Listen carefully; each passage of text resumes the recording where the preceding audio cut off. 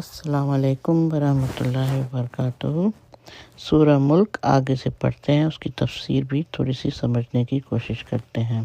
اعوذ باللہ من الشیطان الرجیم، بسم اللہ الرحمن الرحیم۔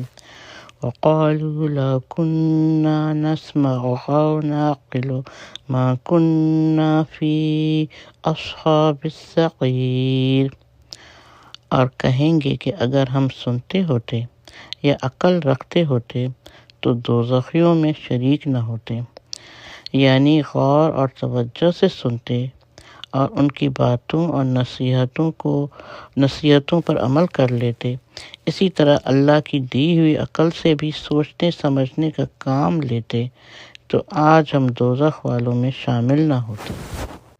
فَاعْتَرَفُوا بِذَنبِهِمْ فَسُحْقًا لِأَصْحَابِ السَّعِيرِ۔ انہوں نے اپنے جرم کا اقبال کر لیا، اب یہ دوزخی ہوں گے، ان پر پھٹکار ہے۔ یعنی انہوں نے اپنے جرم کا اقرار کر لیا جس کی بنا پر مستحق عذاب قرار پائے، اور وہ کیا ہے؟ اور وہ ہے کفر اور انبیاء علیہ السلام کی تکذیب۔ انہوں نے اپنے جرم کا اقرار کر لیا اس بات کا، اب ان کے لیے اللہ اور اس کی رحمت سے دوری ہی دوری ہے۔ ان الذین یخشون ربهم بالغیب لہم مغفرۃ واجر کبیر۔ بے شک جو لوگ اپنے پروردگار سے غائبانہ طور پر ڈرتے رہتے ہیں، ان کے لیے بخشش ہے اور بڑا ثواب ہے۔ یہ اہل کفر اور تکذیب کے مقابلے میں اہل ایمان کا اور ان نعمتوں کا ذکر ہے جو انہیں قیامت والے دن اللہ کے ہاں ملیں گی۔ بالغیب کا ایک مطلب یہ ہے کہ انہوں نے اللہ کو دیکھا تو نہیں، لیکن پیغمبروں کی تصدیق کرتے ہوئے وہ اللہ کے عذاب سے ڈرتے رہے۔ دوسرا مطلب یہ بھی ہو سکتا ہے کہ لوگوں کی نظروں سے غائب، یعنی خلوتوں میں بھی اللہ سے ڈرتے رہے۔ وَأَسِرُّوا قَوْلَكُمْ أَوِ اجْهَرُوا بِهِ إِنَّهُ عَلِيمٌ بِذَاتِ الصُّدُورِ۔ تم اپنی باتوں کو چھپاؤ یا ظاہر کرو، وہ تو سینوں کی پوشیدگی کو بھی بخوبی جانتا ہے۔ یہ کلام کافروں سے ہے، مطلب یہ ہے کہ تم رسول اللہ صلی اللہ علیہ وآلہ وسلم کے بارے میں چھپ کر باتیں کرو یا اعلان سے، یہ سب اللہ کے علم میں ہے، اس سے کوئی بھی بات پوشیدہ نہیں، وہ تو سینوں کے رازوں اور دلوں کے بھیدوں تک سے واقف ہے، تمہاری باتیں کس طرح اس سے پوشیدہ رہ سکتی ہیں۔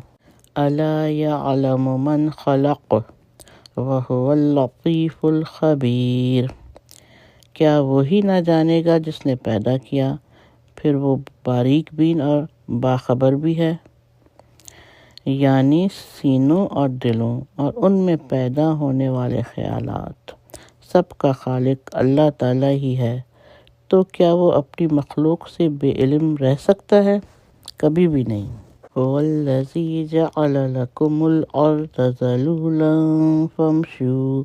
فامشوا فی مناکبها وکلوا من رزقہ والیہ النشور۔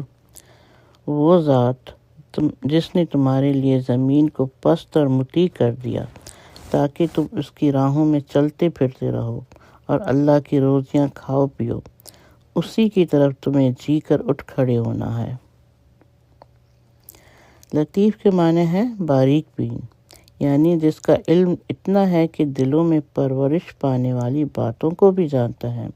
اور ذلول کے معنی ہے مطیع، یعنی زمین کو تمہارے لیے مطیع کر دیا، نرم اور آسان کر دیا، اس کو اسی طرح سخت نہیں بنایا کہ تمہارا اس پر آباد ہونا اور چلنا پھرنا مشکل ہو، اور اس لیے کیا؟ تاکہ زمین کی پیداوار سے تم کھاؤ پیو۔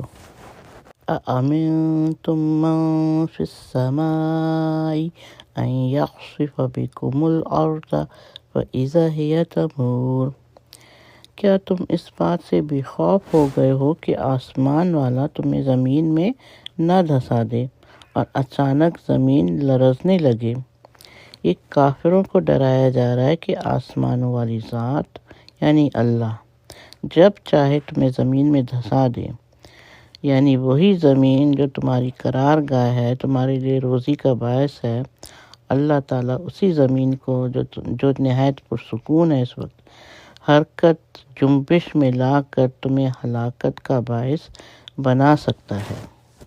ام امنتم من فی السماء ان یرسل علیکم حاصبا فستعلمون کیف نذیر، یا کیا تم اس بات سے نڈر ہو گئے ہو کہ آسمانوں والا تم پر پتھر برسائے، پھر تمہیں معلوم ہو ہی جائے گا کہ میرا ڈرانا کیسا تھا۔ جیسے اللہ تعالیٰ نے قوم لوط اور اصحاب فیل پر پتھر برسائے، تم پر بھی برسا سکتا ہے اور پتھروں کی بارش سے ہلاک کر سکتا ہے، لیکن ان سب باتوں کے بعد اس وقت یہ علم بے فائدہ ہوگا۔ وَلَقَدْ كَذَّبَ الَّذِينَ مِن قَبْلِهِمْ فَكَيْفَ كَانَ نَكِيرٌ، اور ان سے پہلے لوگوں نے بھی جھٹلایا تو دیکھو ان پر میرا عذاب کیسا ہوا۔ یعنی ان سے پہلے جو لوگ تھے انہوں نے بھی پیغمبروں کو جھٹلایا تھا، پھر دیکھ لو کہ میرا عذاب کیسا ہوا۔ آج کی تفسیر یہاں تک ہی، انشاءاللہ آئندہ کنٹینیو کریں گے۔ اگر آپ آسان تفسیر سننا چاہتے ہیں تو لائک کیجئے، سبسکرائب کیجئے اور کمنٹ کیجئے، اور اپنی دعاؤں میں یاد رکھیے۔